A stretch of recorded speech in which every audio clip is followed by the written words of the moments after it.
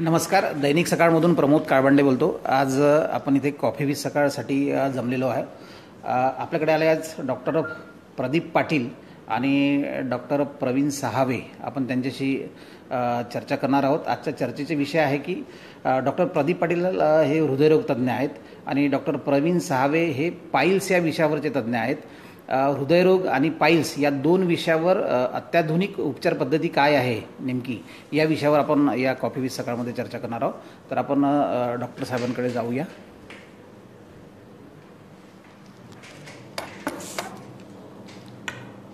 Sir नमस्कार. मी doctor Pradeep Patil, Shri Swami Samarth हॉस्पिटलचा director. आमच्या हॉस्पिटलमध्ये बिना शल्यक्रिया हार्टच्या ब्लॉकेजेसचा ट्रीटमेंट केला जातो. हार्टचे ब्लॉकेजेस 70 ते 100% असलेल्या रुग्णांना आम्ही बिना शल्यक्रिया अत्याधुनिक ECP TS3 मशीनद्वारा ट्रीटमेंट करतो. ट्रीटमेंटबद्दल सांगायचं म्हणजे ही ट्रीटमेंट 35 दिवसाची आहे. याच्यामध्ये रोज 1 तास असं 35 दिवसापर्यंत पेशंटला यावं लागतं. याच्यामध्ये न्यूमॅटिक कफ्स असतात जे पेशंटच्या काफ्स, थाईज आणि बटक्सला बांधले जातात आणि यात एक ECG मॉनिटरवरती येत राहतो कंटिन्युअस. पेशंटला लीड लावले जातात आणि ECG जे असतं त्याचं सिंक्रोनायझेशन होतं आपल्या हार्टबीटसोबत आणि त्यानंतर ते जे मशीन आहे ते चालू केलं जातं. एका विशिष्ट प्रेशरनी रक्त जे आहे ते पायाकडून हृदयाकडे अभिसरित केलं जातं विथ प्रेशर आणि ज्यावेळेस आपला ऑर्टिक वॉल क्लोज असतो त्यावेळेस हे सगळं रक्त कोरोनरी आर्टरीमध्ये अशर केलं जातं. जे ब्लॉक्ड आर्टरीज असतात त्याच्या अराऊंडमध्ये ब्रिज बनवून कोलॅटरल सर्क्युलेशन ओपन करून हृदयाला रक्तपुरवठा केला जातो. अशा प्रकारे 35 दिवस ट्रीटमेंट केल्यानंतर एका प्रकारे नैसर्गिक रूपाने बायपास तयार होऊन जातो. ही बिना शल्यक्रिया चिकित्सा आमच्याकडे असते. याच्या व्यतिरिक्त आम्ही ACT नावाची ट्रीटमेंटही करतो. ACT म्हणजे arterial clearance therapy. Arterial clearance therapy ही मूळ अमेरिकाची आहे. याच्यामध्ये फिनिक्स USA ला आम्ही जाऊन त्याच्यामध्ये ट्रेनिंग करून आलेलो आहे. याच्यामध्ये आम्ही नसांद्वारे इंजेक्शन्स देतो जे सलाईनमधून दिले जातात. हे कॉम्बिनेशन ऑफ इंजेक्शन्स असतात जे 2.5 ते 3 तासामध्ये पेशंटला ॲडमिनिस्टर केलं जातं.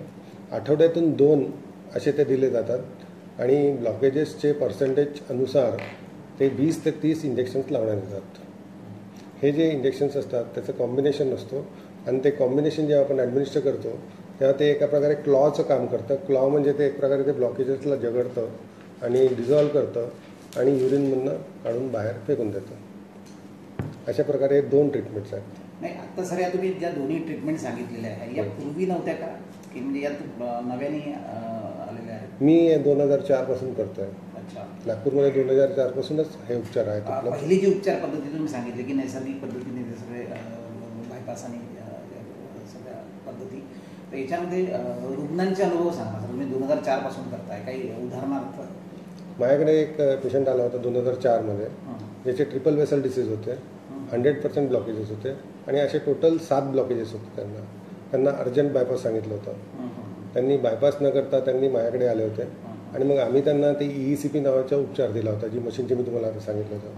ECP मशीनद्वारे त्यांना आम्ही 35 दिवसापर्यंत त्यांना ट्रीटमेंट दिली होती. याच्या व्यतिरिक्त आम्ही त्यांना 20 सलाईन लावले होते आणि या गोष्टीला आता हे 2004ची गोष्ट आहे. ज्यावेळेस त्यांना सांगितलं होतं की सर्जरी हा शेवटचा पर्याय आहे, याच्या व्यतिरिक्त तुम्ही काहीच करू नाही शकत आणि इवन त्यांना चालायला फिरायला वगैरे सगळं मनाई केली होती. त्यांना तुम्ही एक्झर्शन नका करू, वजन नका उचलू, जिना नका चढू. त्या कंडिशनमधनं आज 2018 ते पेशंट अगदी स्वस्थ आहे आणि स्वतःहून ते सायकल चालवतात. सायकल म्हणजे आपल्या फिटनेससाठी चालवतात आणि आपलं नित्यकर्म ते व्यवस्थित करत आहे आणि त्यांना आता कोणत्याही प्रकारचा त्रास नाही, छातीत दुखणं नाही, दम नाही, श्वास नाही आणि कोणत्याही प्रकारचा त्यांना त्रास नाही आणि याच्या व्यतिरिक्त त्यांची औषधं पण फार कमी झालेले आहेत. म्हणजे याच्यापेक्षा मोठं उदाहरण काय की आता 14च्या वरती वर्ष त्यांचे एलॅप्स झालेले आहे की त्यांना आता सर्जरीची गरज नाही पडली. याच्या व्यतिरिक्त मी अजून एक केस तुम्हाला सांगू इच्छितो. ते एक पेशंट आहेत, त्यांचं हृदय जे स्पंदनमध्ये ॲडमिट होतं ते त्यांचं हृदयाची पंपिंग कॅपॅसिटी फक्त 10%वर होती.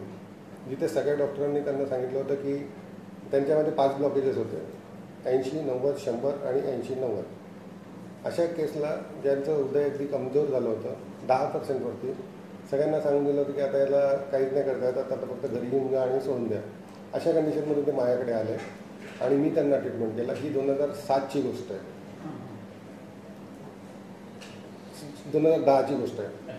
त्याच्यानंतर आपण त्यांना उपचार केला, ECP ट्रीटमेंट दिली, त्यांना 55 सिटिंग्स दिले आणि आज त्यांचं इजेक्शन फ्रॅक्शन 35%वर आहे. रिसेंट इको केला आणि आज ते गृहस्थ 4 मजला चढून राहिले, सगळे कामं करून राहिले आणि आजही ते त्याच तंदुरुस्ती आणि फुर्तीने काम करून राहिले. हे 2 केस तर मी तुम्हाला आत्ताच सांगितले.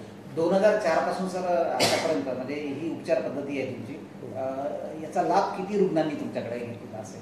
1000च्या वर पेशंट्स. म्हणजे तुम्ही जवळपास 1000 रुग्णांना एक प्रकारे जीवनदान दिलं असं म्हणता येईल. हां, बायपासपासून त्यांना अवॉइड केलेलं आहे आणि अँजिओप्लास्टीपासून पण अवॉइड केलेलं आहे. सर याच्या फक्त खर्चाचं कसं असतं, म्हणजे जी इतर पद्धती आहे आणि तुमची जी उपचार पद्धती आहे त्याच्या तुलनात्मक पद्धती म्हणजे तुलनात्मक मी सांगतो तुम्हाला की जसं बायपास सर्जरीला जो काही खर्च लागतो आहे त्याच्या 1/4 खर्चामध्ये ECP ट्रीटमेंटचा खर्च असतो. वरतून ही सेफ आहे, काही कापकूप नाही, ॲडमिट राहायची गरज नाही, ब्लडलेस ट्रीटमेंट आहे आणि पेशंटला भरती पण करायची गरज नाही. पेशंट आपल्या टाईमवरती येतो, ट्रीटमेंट घेतो आणि घरी जातो. So very much it is patient friendly, it is not doctor friendly. Doctor friendly म्हटलं की भरपूर पैसा आणि भरपूर काही, पण ही पेशंटला, आता पेशंटला जर चॉईस दिला की तू बिना ऑपरेशनने ट्रीटमेंट कर आणि ऑपरेशनने ट्रीटमेंट कर, definitely maximum will go towards without operation. आणि ही जी ट्रीटमेंट आहे सध्या तमिळनाडू गव्हर्नमेंट हॉस्पिटल्समध्ये आलेले आहेत आणि एकेका हॉस्पिटलमध्ये 5-5 मशीन्स आलेले आहेत आणि तिकडे त्याचं स्टॅटस असं आहे की तिकडे गव्हर्नमेंट रिएम्बर्स करते आहे, त्याला इन्शुरन्स पण रिएम्बर्स करते. व्हेरी सॅड टू से अजून महाराष्ट्रामध्ये ती पोझिशन आलेली नाही आहे. महाराष्ट्रामध्ये अजूनही काही रिएम्बर्समेंट होत नाही आणि मेडिकल क्लेमसुद्धा नाही भेटत पेशंटला. नाही, मग या क्लेमसाठी तुम्ही मग स्टेट गव्हर्नमेंटकडे काही तुम्ही कधी फॉलोअप्स घेण्याचा प्रयत्न केला? मी गेलो सर, खूप वरच्या लेवलपर्यंत गेलो सर, पण अजूनपर्यंत सध्या आजच्या तारखेमध्ये तरी अजूनपर्यंत काही झालेलं नाही. तुमची काय म्हणजे या माध्यमातून तुम्हाला काय सरकारला अपील किंवा मागणी काय करते? मी सरकारला डेफिनेटली अपील करेल. आजही आपण बघतो की जे गरीब पेशंट असतात ते ट्रीटमेंटपासून वंचित राहतात आणि माझं तरी हॉस्पिटल असं आहे की आज मी आता बोलता बोलता अजून एक उदाहरण देऊ इच्छितो. माझ्याकडे एक 30 दिवसापूर्वी एक बाई आली, तिचा पोरगा हातमजुरी काम करतो. आता हातमजुरी काम करतो त्यानंतर त्याची पगार किती असेल किंवा इन्कम किती असेल तुम्ही अंदाज लावून घ्या. ती बाई आली आणि तिला सर्जरी सांगितली आणि त्याचा खर्च जो आहे तो 4.5-5 लाखाच्या वर होता. स्वामी समर्थांचा प्रकट दिवस होता. 2-3 दिवसानंतर ती बाई कशा कंडिशनमध्ये आली असेल तुम्ही विचार करा. मी तिला म्हटलं तू चालू करून टाक, पैशाचं मी बघून देईल. आणि तिला म्हटलं की तू स्वामी समर्थांचा प्रकट दिवस आहे त्याच दिवशी चालू कर. तिने चालू केलं. मी तिला पैशाचं काहीही बोललो नाही. तिने बिचारीने तिच्या पद्धतीने जो काही पैसा आणला तो दिला आणि मी अकाउंटंटला सांगून ठेवलं की तिला पैसे मागायचेच नाही. तर असे जे गरीब लोक आहेत त्यांना डेफिनेटली फायदा होईल जर आपण रिएम्बर्समेंट आणि एम्पॅनलमेंट केलं तर मी सरकारला हेच अपील करू इच्छितो की हे तुम्ही पॅनलमध्ये आणा. जसं तमिळनाडू गव्हर्नमेंटमध्ये, महाराष्ट्र गव्हर्नमेंटमध्ये, तर तमिळनाडू गव्हर्नमेंटमध्ये तेच लोक आहे, आपलेच भारतीय लोक आहे आणि आपणही महाराष्ट्रामध्ये आपणच लोक आहे. तर आपण आपला त्यांचा फायदा होऊन राहिला तर आपला फायदा का नाही झाला पाहिजे. ही ट्रीटमेंट एम्पॅनलमेंट झाल्याबरोबर अतोनात लोकांना फायदा होईल आणि भरपूर लोक ट्रीटमेंट घेतील. बरेच लोक रिएम्बर्समेंटच्या चक्करमध्ये जाऊन ऑपरेशन करून घेतात, छाती कापून घेतात आणि त्यानंतर त्यांचा त्रास तसा तर तसंच राहतो. अँजिओप्लास्टी झाली, बायपास झाली तर हे सगळं खतम नाही होत, त्यानंतरही प्रॉब्लेम चालूच राहतो. सर तुमच्याकडे म्हणजे महाराष्ट्र राज्यातल्या पेशंटच्या व्यतिरिक्त इतर राज्यातली पेशंट आहे? हो, कुठले कुठले? माझ्याकडे बिहारमधला आले आणि आजच्या तारखेमध्येच दमूहमधनं एक पेशंट आलेली बाई, एक सागरमधनं आलेली आहे. याच्या व्यतिरिक्त पुण्यावरून 2 पेशंट येऊन इथे राहून ट्रीटमेंट करत आहेत. त्यानंतर यवतमाळ, वणी, चंद्रपूर, वर्धा अशा ठिकाणी अजून भरपूर ठिकाणीवरून लोक आलेली. बिहार मला लक्षात येतं की बिहारचे एक डॉक्टर येऊन ट्रीटमेंट करून गेले. येस. आणि मग तुम्ही अदर स्टेटमध्ये जाऊन आपण व्हिजिट करून तुम्ही हे करता की इथेच सगळं ट्रीटमेंट करता? माझं सध्या इथे त्रिमूर्तीनगरमध्येच आहे. कारण काय की इतका वेळ मी देऊ नाही शकत. इथेच माझं सकाळपासून संध्याकाळपर्यंत पुन्हा एक हेवी पॅक असतं. तर इतर ठिकाणी करायचं म्हणजे पुन्हा फायनान्शियल इन्व्हॉल्वमेंट आलं, प्लस म्हणजे स्टाफ यायला आणि सगळं घ्यायला होतं. सध्या तरी माझं इतर ठिकाणी नाही आहे, फक्त नागपूर.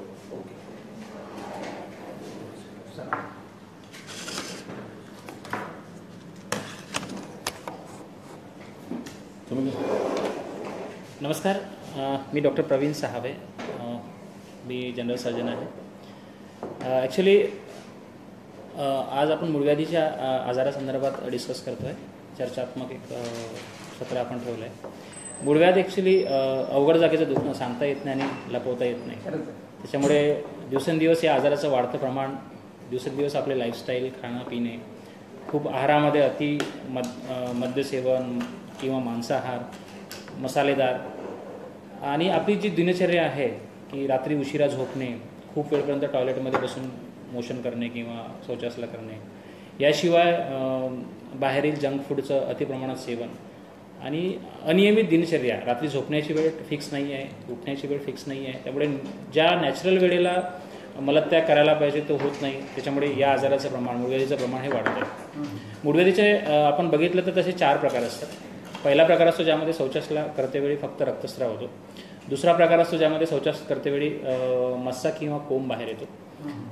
तिसरा प्रकार असतो ज्याच्यामध्ये शौचासला येताना कोंब किंवा मस्सा बाहेर येतो आणि तो हाताने आतमध्ये ढकलावा लागतो. आणि चौथा प्रकार असतो ज्यामध्ये नेहमीसाठी मस्सा किंवा कोंब बाहेर असतो. ॲक्च्युली लक्षणांमध्ये जर आपण बघितलं मूळव्याधीच्या, तर मूळव्याधीच्या रुग्णांना रक्तस्राव होणे मोशन्सला, आणि मूळव्याधीमध्ये कधीही वेदना होत नाही. आज रुग्णांमध्ये असा गैरसमज आहे की गुदभागी कुठलाही आजार झाला म्हणजे लोकांना मूळव्याध एवढंच समजतं. पण गुदभागी होणारे 20 ते 30 प्रकारचे आजार आहेत, ज्या आजारांबद्दल जेव्हा तज्ज्ञ डॉक्टर्स तपासणी करतात तेव्हाच आपल्या आजाराचं निदान होऊ शकतं. तर जे रुग्ण समाजामध्ये स्वतःहून औषधोपचार करतात त्या रुग्णांना मी सांगू इच्छितो की सर्वप्रथम आधी तपासणी करून घेणे. आमच्या अभ्युदय पाईल्स हॉस्पिटलमध्ये आम्ही गुदभागाची जी तपासणी आहे ती व्हिडिओ रेक्टोस्कोपी अत्याधुनिक दुर्बिणीने करतो. त्यामुळे आपल्याला सहज आजाराचं निदान होतं आणि कुठल्या स्टेजमधला मूळव्याध आहे त्यानुसार आपली हे ट्रीटमेंट करतो. आता आम्ही उपचार करताना याच्यामध्ये सर्वप्रथम पहिल्या आणि दुसऱ्या स्टेजमध्ये जर रुग्ण आला असेल तर आम्ही त्याला कुठल्याही सर्जरीची, कुठल्याही ट्रीटमेंटची, लेझर ट्रीटमेंट किंवा आमच्याकडे जी अत्याधुनिक बीम ट्रीटमेंट आहे त्याची उपाययोजना सांगत नाही. कारण पहिल्या आणि दुसऱ्या स्टेजमध्ये जर लाईफस्टाईल मॉडिफिकेशन केलं, व्यवस्थित आमची काही संशोधित औषधी आहेत, काही आयुर्वेद औषधं आहेत, त्याचं जर सेवन केलं तर निश्चितपणे पहिल्या आणि दुसऱ्या स्टेजमध्ये हा आजार बसतो. फक्त गरज आहे ती योग्य वेळी आणि योग्य ठिकाणी योग्य डॉक्टरांकडनं तपासणी करून घेण्याची. आणि ज्याच्यासाठी आज मध्य भारतामध्ये नागपूरचं नाव गाजतं आहे ती अत्याधुनिक बीम तंत्रज्ञान जे आम्ही सर्वप्रथम नागपूरमध्ये आणलं. आणि तो एक चांगला असा उपक्रम आमचा होता. समाजातील लोकांना कमी दरामध्ये चांगल्यात चांगल्या सुविधा मिळाव्यात यासाठी आम्ही बीम म्हणजे biological electrical impedance auto measurement नावाचं सिस्टीम, म्हणजे एक लेझर मशीनसारखं मशीन असतं ज्याने मूळव्याधीच्या मुळाशी पकडलं जातं आणि तो 10 सेकंदामध्ये गळून पडतो. त्यामध्ये कुठल्याही प्रकारचा चिरा नसतो, कुठलीही कापाकापी नसते आणि कुठल्याही प्रकारे पेशंटला 2 ते 3 दिवस ॲडमिट राहण्याची गरज पण नसते. पेशंट ओपीडीमध्ये येऊन सहज हा उपचार घेऊन जाऊ शकतो. आणि ही मला सांगण्यासाठी खूप अभिमान वाटेल की नुकत्याच मागच्या महिन्यात अकोला येथे झालेल्या बुधविकारावरील परिसंवादामध्ये झेंगझाऊ चायना, जिथे मी ट्रेनिंगला या प्रशिक्षणासाठी गेलो होतो बीमला, तर इंडियामध्ये most cases operated by beam device याचं लेबल म्हणून आणि या टेक्नॉलॉजीला सर्वात जास्तीत जास्त लोकांपर्यंत पोहोचवण्याचा मान as a brand ambassador for this technology goes to me. आणि हा नुकताच सन्मान त्यांनी मला घोषित केला. ही माझ्यासाठी खूप चांगली गोष्ट आहे की या उपक्रमाच्या माध्यमातून मी लोकांमध्ये ही अत्याधुनिक सेवा पोहोचू शकतो, जेणेकरून लोकांचं आयुमान वाढेल आणि आरोग्यमुक्तीचा नारा लोकांना देता येईल. तर अशी ही बीम तंत्रज्ञानाची जी संकल्पना आहे ती आम्ही सर्वप्रथम राबवली आणि आज पूर्ण भारतातील ट्रेनिंग सेंटर हे आमच्याकडे आहे. म्हणजे मी जे आपणाशी ठावे ते दुसऱ्याशी सांगावे या महाराजांच्या उक्तीप्रमाणे आपण जे काही ज्ञान स्वतः तिथे चीनला जाऊन झेंगझाऊला शिकलो किंवा आत्मसात केलं, त्या आत्मसात झालेल्या ज्ञानाचा उपयोग लोकांना होण्यासाठी, माझ्या इतर सवंगडी डॉक्टरांना होण्यासाठी भारतातील अनेक डॉक्टरांना आजपर्यंत आम्ही हे ट्रेनिंग दिलं आहे. दर महिन्याला आमच्याकडे डॉक्टर्स येतात, हे ट्रेनिंग घेतात. त्यांना 3 दिवसाचे, 1 मंथचे आणि 6 महिन्याचे असे ड्युरेशन्सने आम्ही ट्रेनिंग देतो. आणि हे एक चांगला उपक्रम आम्ही सुरू केलेला आहे आणि लोक येतात, प्रशिक्षण घेऊन आपल्या ज्ञानाची वृद्धी करतात आणि हे नवीन तंत्रज्ञान शिकण्याची लोकांची जी जिज्ञासा आहे किंवा जिज्ञासा आहे याचा उपयोग नक्कीच समाजाला होईल. ज्या वेळेला मध्य भारतात मी सर्वप्रथम बीम तंत्रज्ञान आणलं त्यावेळेला सर्वांमध्ये एक उत्सुकता होती की नेमकं आहे काय, याने उपचार कसा होतो, इतर सारे उपचार असताना या उपचार पद्धतीचा फायदा काय. तर याचा मुख्य असा फायदा आहे की पेशंटला जास्त वेळ भरती राहता येत नाही. पेशंट आपल्या कामावरती 2 ते 3 दिवसामध्ये जाऊ शकतो. म्हणजे पेशंटचे पैसे वाचतात. आज डेली वेजेस किंवा रोजानी काम करणारा जर मनुष्य असेल तर त्याला रोज आपल्या ड्युटीवर किंवा कामावर जाणं आवश्यक असतं. तर अशी ही बीम तंत्रज्ञान पद्धती मुळव्याधीसाठी संजीवनी ठरेल असं मला नक्की वाटतं. आणि नुकत्याच सुरत गुजरात इथे झालेल्या कॉन्फरन्समध्ये आणि मागच्या महिन्यामध्ये 24 आणि 25 मार्चला अकोला इथे झालेल्या राज्यस्तरीय परिसंवादामध्ये मला मान मिळाला की या टेक्नॉलॉजीबद्दल मी लाईव्ह डेमॉन्स्ट्रेशन सर्जन्सला, जिथे 500 ते 1000 डॉक्टर्स सर्जन्स उपस्थित होते, त्यांना देण्याचा मला मान मिळाला. लाईव्ह सर्जरीज हे तंत्रज्ञान शिकवण्याचा मला मान मिळाला. आणि माझं जे प्रेझेंटेशन इतक्या वर्षामध्ये मी जे रुग्णांवरती आज माझ्याकडे या तंत्रज्ञानाने ट्रीटमेंट घेतलेले, उपचार झालेले रुग्ण हे 1120 रुग्ण झालेले आहेत. आणि हा सर्वात मोठा डाटा आहे ऑल ओव्हर इंडियातला की बीम तंत्रज्ञानाने एवढ्या मोठ्या प्रमाणात रुग्ण उपचार घेतलेले. तर ही एक चांगली अभिमानास्पद गोष्ट आहे. आणि कुठल्याही पद्धतीचा रुग्णांना फायदा होतो, त्यांचा पैसा वाचतो आहे, त्यांचा वेळ वाचतो आहे. आज सगळ्यांकडे पैसा आहे पण वेळ नाही आहे. तर वेळेचा सदुपयोग म्हणा, वेळेचा योग्य वापर म्हणा, बीम तंत्रज्ञानाने लोकांच्या व्याधी बरा करण्यामध्ये होतो. सर, या आजाराचं प्रमाण किती असतं म्हणजे लोकसंख्येमध्ये आपण बघितलं तर साधारणतः 50 ते 60% लोकांमध्ये मूळव्याधीचा आजार वाढतो आहे. याच्या मागची कारणं मी सांगितली आहे की आपली आजकालची जी लाईफस्टाईल जीवनशैली झाली आहे ज्याच्यामध्ये दिवसभर बाहेर जॉब करणं, खूप जास्त ट्रॅव्हलिंग करणं, नंतर अनियमित झोपण्याच्या सवयी, आजकाल आपण सोशल मीडियाचा वाढता वापर जो करतो आहे तो सुद्धा मूळव्याधीचं एक कारण बनतो आहे. त्याच्या मागची पार्श्वभूमी अशी आहे की टॉयलेटला जाताना सुद्धा मनुष्य मोबाईल आतमध्ये घेऊन जातो आहे, बराच वेळ तिथे व्हॉट्सअपवर खेळतो आहे किंवा अदर सोशल मीडियाचा वापर करतो आहे. त्यामुळे त्याचा टॉयलेटमध्ये बसण्याचा कालावधी वाढला आहे. कुठलंही कारण मोशन जे आहे त्याला जर आपल्याला जोर द्यावा लागत असेल, खूप जास्त वेळ बसणं हे सुद्धा मूळव्याधीचं कारण आहे. ॲक्च्युली काय आहे की मूळव्याध माणसांमध्येच का होतो याची मागची पार्श्वभूमी आहे की माणसाच्या गुदभागातील ज्या नसा आहेत त्यांची रचनाच मुळात अशी केलेली आहे की त्या सैल आहेत, त्याला कुठल्याही प्रकारच्या झडपा नाही आहेत. आणि त्याच्यामुळे माणूस हा पृष्ठवंशी प्राणी आहे, पाठीचा कणा सरळ आहे. त्यामुळे ज्यांच्या पाठीचा कणा जमिनीला आडवा असतो, समांतर असतो, अशा प्राण्यांमध्ये मूळव्याध होत नाही. त्याला अपवाद फक्त एकच प्राणी आहे, तो म्हणजे कुत्रा. म्हणून कदाचित माणसाची आणि कुत्र्याची तुलना केली जाते. कारण पृष्ठवंशीय प्राणी जे असतात त्यांचा पाठीचा कणा सरळ असतो आणि त्यामुळे flow of pressure, blood pressure जे आहे ते खूप जास्त खालच्या प्रमाणात असतं, खालच्या भागी असतं.